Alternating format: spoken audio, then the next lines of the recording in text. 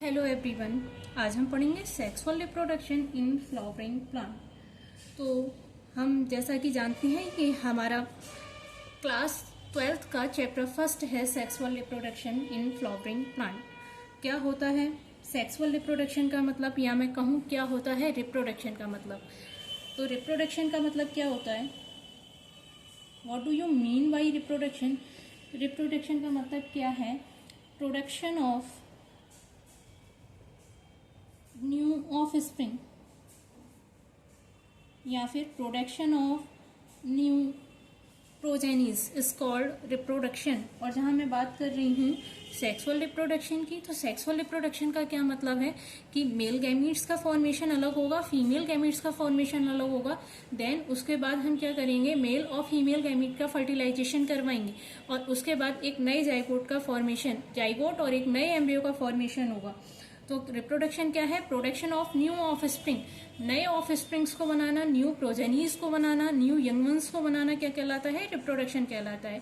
और जैसा कि हम सभी जानते हैं कि रिप्रोडक्शन क्या है, एक वाइटल प्रोसेस है जिसके बिना कोई भी स्पीसीज सर्वाइव नहीं कर सकती है।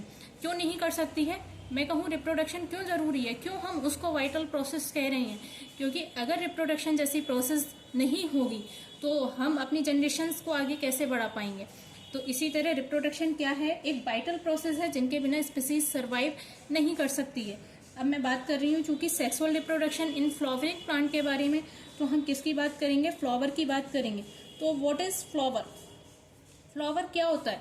फ्लावर जैसा कि आपकी एनसीईआरटी ने डिनोट किया है, flower is a fascinating organ. Flower क्या है, एक बहुत खूबसूरत ऑर्गन है और किस में हेल्प करता है, रिप्रोडक्शन में हेल्प करता है।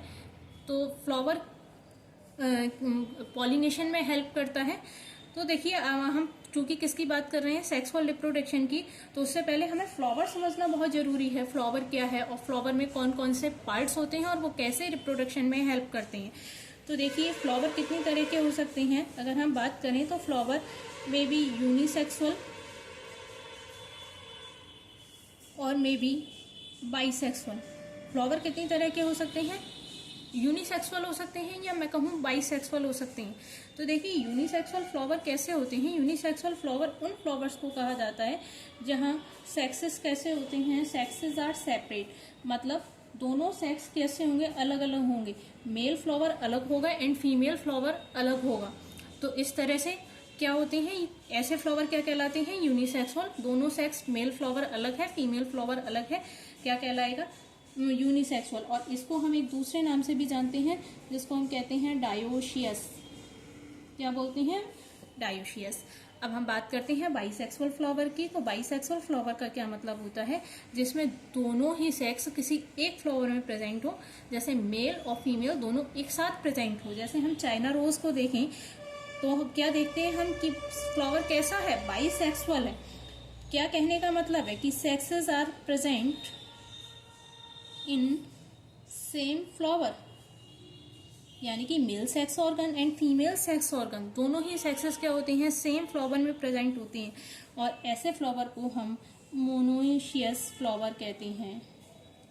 ऐसा फ्लावर क्या कहलाता है, मोनोशियस फ्लावर कहलाता है। अब हम एक फ्लावर का डायग्राम, स्ट्रक्चर ऑफ फ्लावर के बारे में बात करेंगे।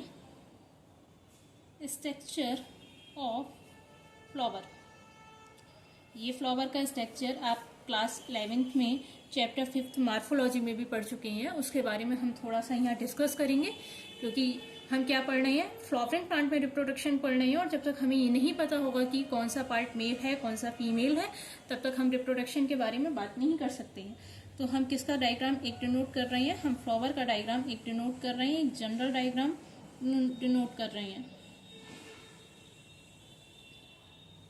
ये डायग्राम आपकी एनसीईआरटी में, आपके क्लास 11th की बुक में एज वेल एज 12th दोनों की बुक में दे रखा है।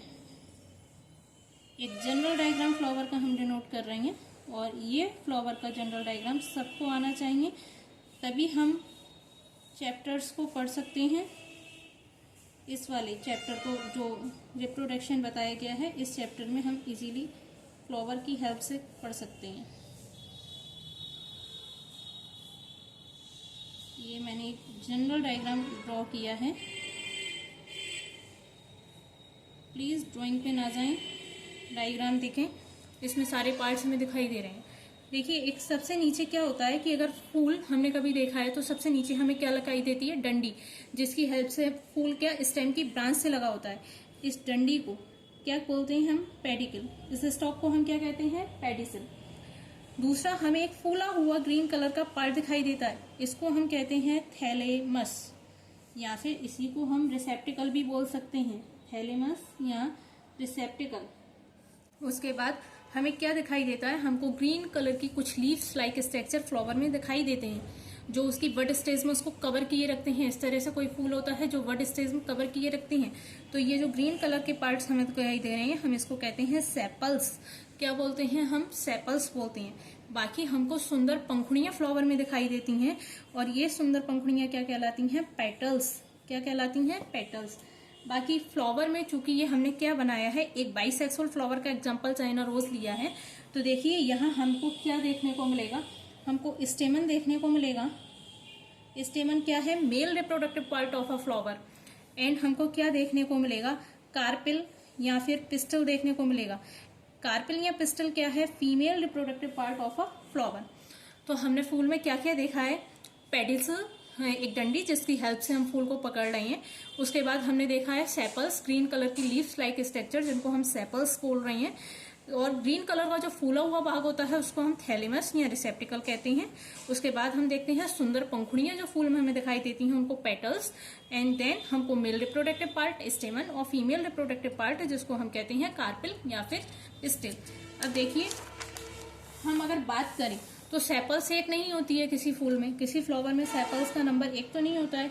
सेपल्स कितनी होती हैं, 4 होती हैं, 5 होती हैं या 6 भी हो सकती हैं, डिपेंड करता है। तो अगर हम क्या कहें, ग्रुप ऑफ सेपल्स, किसकी बात करें, ग्रुप ऑफ सेपल्स, तो group of sepals is called क्या कहलाता है, कैलिक्स। अगर मैं सेपल्स के ग्रुप की बात कर रही हूँ तो उसको क्या कहेंगे, कैलिक्स। अगर मैं बात कर रही हूँ ग्रुप ऑफ पेटल्स, किसकी बात कर रही हूँ, पेटल्स के ग्रुप की, तो उसको कहते हैं कोरोला। क्या बोलते हैं, कोरोला। अब जो हमने बात करी किसकी, स्टेमन, तो अगर मैं कहूँ स्टेमन भी एक से ज्यादा प्रेजेंट हो सकते हैं, और ये आपने 11th में पढ़ा होगा मॉर्फोलॉजी में। तो group of स्टेमन is called androecium. इसी तरह से फीमेल भी ज्यादा हो सकते हैं, तो ग्रुप ऑफ कार्पिल या फिर पिस्टल इज कॉल्ड गाइनोशियम।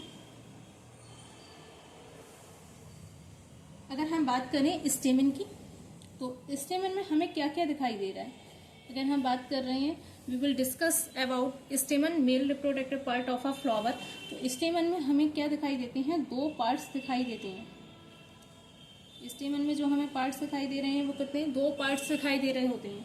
ऊपर का ये जो पार्ट होता है जहां हमें 2 लोब दिखाई दे रहे हैं, इसको बोलते हैं एंथर, और नीचे वाले पार्ट को बोलते हैं फिलामेंट। एंथर ही वो पार्ट है जहां पर क्या बनते हैं, मेल गैमीट्स का फॉर्मेशन होता है। कैसे फॉर्मेशन होता है वो हम आगे बात करेंगे। स्टेमन में कौन कौन से 2 पार्ट्स दिखाई दे रहे हैं, एंथर एंड फिलामेंट। अगर हम बात करें किसकी, कार्पिल या फिर पिस्टल की, तो कार्पिल या पिस्टल में हमको कौन कौन से स्ट्रक्चर दिखाई देते हैं,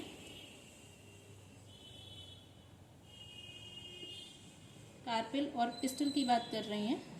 तो कार्पिल में सबसे ऊपर की तरफ जो फ्लैट पार्ट है, एकदम जिसका बेस बना हुआ है, इस पार्ट को हम कहते हैं स्टिग्मा। यही वो पार्ट है जहां पर मेल गैमीट आकर लैंड करते हैं। फिर एक स्टॉक लाइक स्ट्रक्चर दिखाई दे रहा है, इसको हम कहते हैं स्टाइल। और नीचे का स्वेलन पार्ट जो क्या कहलाता है, ओवेरी, जो क्या कहलाता है, ओवेरी कहलाता है। तो ये स्टेमन एंड कार्पिल के बारे में भी हो गया। अब हम नेक्स्ट बात करते हैं फ्लावर के वर्ल्ड के बारे में। तो फ्लावर वर्ल्ड क्या होते हैं, फ्लावर में कौन कौन से वर्ल्ड प्रेजेंट हैं, कितने ग्रुप्स प्रेजेंट हैं। तो हम फ्लावर में बात करते हैं कितने वर्ड्स प्रेजेंट होते हैं, essential world and non essential world. Essential world and non essential world. तो देखिए असेंशियल वर्ल्ड में क्या क्या आ जाएंगे। असेंशियल वर्ल्ड वो वर्ल्ड, नाम से समझ में आ रहा है, आवश्यक। आवश्यक वर्ल्ड कौन से हो गए, जो क्या करेंगे भाई, हेल्प इन सेक्सुअल रिप्रोडक्शन। जो सेक्सुअल रिप्रोडक्शन में हेल्प करेंगे उनको हम क्या कहते हैं, असेंशियल वर्ल्ड कहते हैं। अब सेक्सुअल रिप्रोडक्शन में कौन कौन हेल्प करेगा? स्टेमन एंड कार्पेल। तो एसेंशियल वर्ल्ड में कौन कौन से पार्ट आ गए मेरे पास? स्टेमन एंड कार्पेल। दूसरा हमने किसकी बात करी है? नॉन एसेंशियल वर्ल्ड की बात करी है। तो नॉन एसेंशियल वर्ल्ड किस में हेल्प करते हैं? जैसे कि हमने क्या पढ़ा, कैलिक्स एंड कोरोला। अब देखिए इन दोनों के काम डिफरेंट डिफरेंट होते हैं। कैलिक्स का क्या काम होता है? प्रोटेक्शन प्रोवाइड करवाना। अब प्रोटेक्शन कैसे प्रोवाइड करवाता है? देखिए जब हमारा फ्लावर बड स्टेज में रहता है तो स्टेमन क्या करते हैं, सॉरी स्टेमन बोल रही हूँ, कैलिक्स क्या करते हैं? उसको प्रोटेक्ट करने का, उसको कवर करने का काम करती हैं, ताकि अंदर के जो एसेंशियल वर्ल्ड हैं उनको क्या हो सके, वो किसी भी चीज के डायरेक्ट कांटेक्ट में ना आए। तो प्रोटेक्शन कौन प्रोवाइड करवाता है? कैलिक्स। दूसरा जो मैंने बात करी कोरोला की, कोरोला क्या होती है, मैं बहुत देर से कह रही हूँ, फ्लावर एक फैसिनेटिंग ऑर्गन है, सुंदर दिखाई देती हैं पंखुड़ियां। तो इसका मतलब क्या होता है कि इंसेक्ट को अट्रैक्ट करने में हेल्प करती हैं। अब इंसेक्ट को अट्रैक्ट करते हैं तो कोई ना कोई इसका काम रहेगा, मतलब इंसेक्ट को अट्रैक्ट कर रहे हैं तो क्यों कर रहे हैं, क्या वजह हो सकती है? तो ये किसके लिए अट्रैक्ट करते हैं कोरोला इंसेक्ट को? पॉलिनेशन के लिए। और पॉलिनेशन का मतलब क्या होता है? पॉलिनेशन का मीन्स ये होता है कि हमें क्या करना है, मेल गैमीट हमने बना लिए, फीमेल गैमीट हमने बना लिए, तो उसके बाद मेल गैमीट फीमेल गैमीट तक कैसे पहुंचेंगे, ये प्रोसेस क्या कहलाती है? पॉलिनेशन कहलाती है। और हेल्प कौन करता है? कोरोला हेल्प करता है, क्योंकि वो कैसे खूबसूरत दिखाई दे रहे होते हैं, इस वजह से इंसेक्ट उनकी तरफ अट्रैक्ट होते हैं। अगर हम बात करें फ्लावर की, थोड़ा सा मैं बैठ जाऊंगी, और इस फ्लावर के बारे में हम एक और बात मैं आपको बताना चाहती हूँ कि अगर हमारे जो स्टेमन वाला पार्ट है, स्टेमन, ये अगर किसी पेटल्स के साथ अटैच है, ये आपने 11th क्लास की बायोलॉजी में पढ़ा होगा, लेकिन यहाँ हल्का सा रिपीट करवा रही हूँ। स्टेमन किसके साथ? पेटल्स के साथ जुड़ा हुआ है, तो ऐसी कंडीशन क्या कहलाती है? Epipetalous condition. क्या कहलाती है? Epipetalous condition. और स्टेमन अगर किसके साथ? सेपल्स के साथ अटैच है, सेपल्स से जुड़ा हुआ है, तो इस कंडीशन को हम नाम देते हैं एपीसेपेलस कंडीशन। कौन सी कंडीशन? एपीसेपेलस कंडीशन। तो ये हमारा एक फ्लावर का जनरल डायग्राम था। उम्मीद करती हूँ आपको समझ में आया होगा, अच्छा लगा होगा। Thank you.